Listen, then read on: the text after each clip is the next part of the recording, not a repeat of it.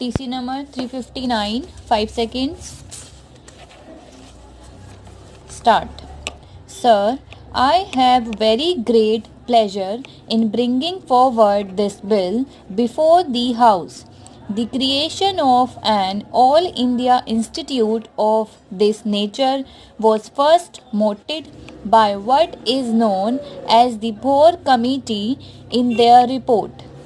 That committee toured all over India, went into the question of the health services in India, the means that provided those health services, ways of combating the lack of those services, and also how best we could maintain high standards of medical education and thereby promote the scientific knowledge of modern medicine in our own land with all the experience and all the clinical material available to us in our own country, in the background of our own country, including the villages, rather than send a few of our students abroad to go in for further postgraduate study. Now, this institute is going to lay primary emphasis on postgraduate studies. As I have just said, it is said that today, up till now, we have had to depend on scholarships, whether governmental or from abroad, such as the Rockefeller Foundation is good enough to give us to send a few chosen representatives of the medical profession to outside countries to get their postgraduate studies in the various limbs of the medical profession. I have always felt that it would be even much better for us if we could give the same knowledge of these young men and women acquire by going abroad in our own country. Further, if we have an institute of this nature, we shall thereby be able to control the standard of education. We shall be even able to make changes in the curriculum of our medical education and thereby give not only to this country but also through our country to the world something different, something that we from our rare experiences will be able to find as we go along this exploratory path of progress. As I have often said, it has been one of my cherished dreams that an institute of this nature should come into being and that through it we may be able to serve our own people better, especially the people who live in our villages. Our educational institutions have up till now been always located in the cities. This is also being located in Delhi.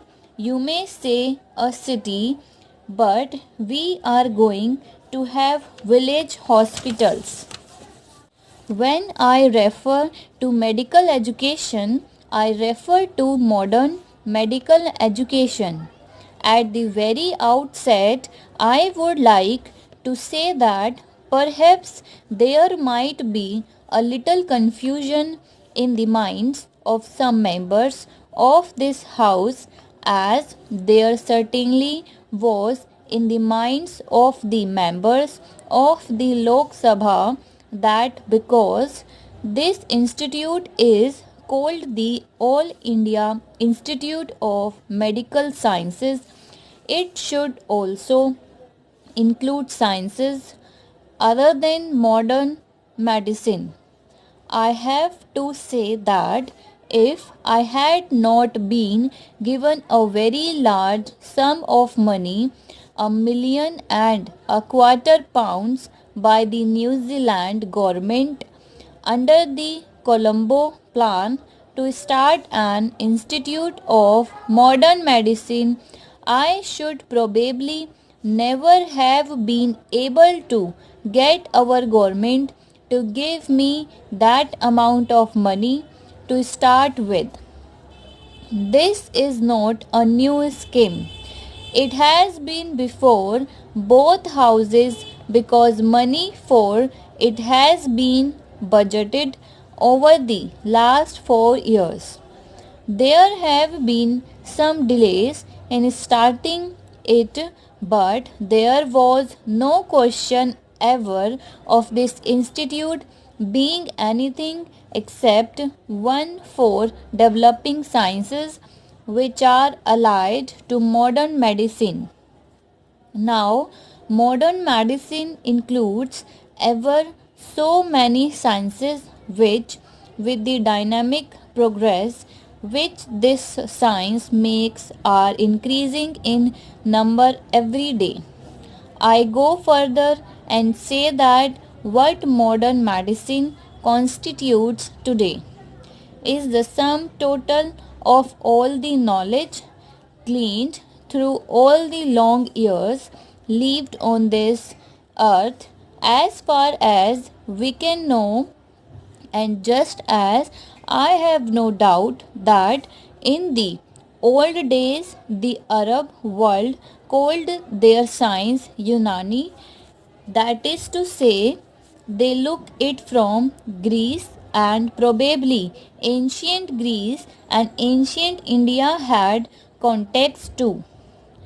I have no doubt either that modern medicine in the initial stage took a great deal from Ayurveda, or that science of life as propounded by our ancients. But there is no doubt also that Ayurveda remained static. We should do all in our power now to revive Ayurveda, and through Ayurveda give what it has to give to enrich the broad stream of modern medicine which we have accepted as the basic means of giving relief to our people in this country. We cannot in this one vital science go backward or remain static or say that we will not progress with the rest of the world. Even when we were discussing the Red Cross bill, one member said that it was too modern, it was too Western. But surely in the world in which we live, we must take everything that is good from every part of the world. We cannot live to ourselves.